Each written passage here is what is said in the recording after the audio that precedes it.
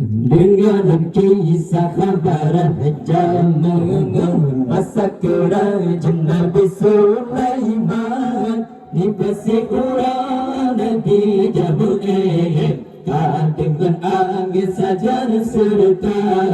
dibesi orang Nabi Jamu'in dengan angin saja serta dan kasari terabas sahabat tempat musyawarah gini beraja Nabi tanya mbak aman benci cinta sari ketim lembu kerajaan apa jampo tuan Quran pun yang pasigam lenta berkeraja sepasigam rupa cedatan lagi dengan hebat Ngebulai mata dengan kisah kabaran zaman masa kerajaan Nabi Sulaiman dibasi orang Nabi Jamu'in dengan angin saja serta dibasi orang Nabi Jamu'in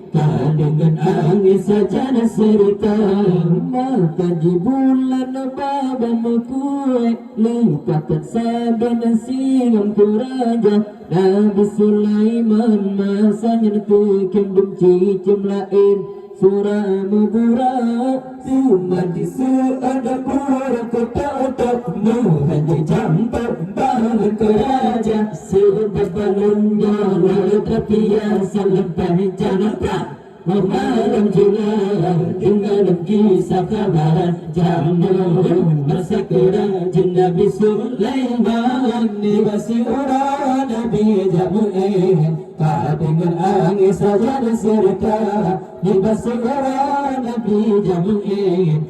dengan angin saja serta Yesus ada dan berada anda masalah kekeraja sedangkan di aku pihabu sahana si urang laki kerajaan dicicim pala di gerabah lambut dicicim burung surah murah beri jubah surah di sampai cicim beri bersama-sama dengan kisah kabaran zaman masa kerajaan Nabi Sulaiman dibasi orang Nabi Jamu'in dengan angin saja serta dibasi orang Nabi Jamu'in dengan angin saja serta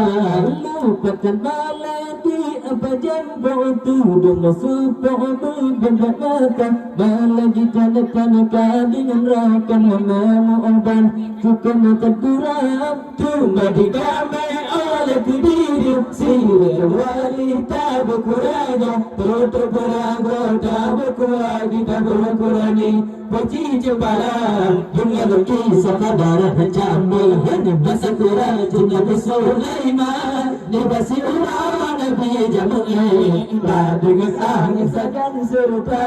dibasi orang Nabi Jamu'in dengan angin saja serta Kerana putih ulang jurnal ke polisi Simira pati jurnal ke adalah Cicam palsu bang jurnal ke syigam Cicam miraru Burusi pulang dicicim tulang jurnal kerangan Cicam jangan berkepaliman dicicim pro-promo kematian sebab dikapnya berkuah-kuah dengan kisah kabaran zaman masa kerajaan Nabi Sulaiman dibasi orang Nabi Jamu'in dengan angin saja serta dibasi orang Nabi Jamu'in dengan angin saja serta berbanda syarat rupa sahabat tempat musyawarah guna berada Nabi tanya Muhammad cicim besar kata Lembau kerajaan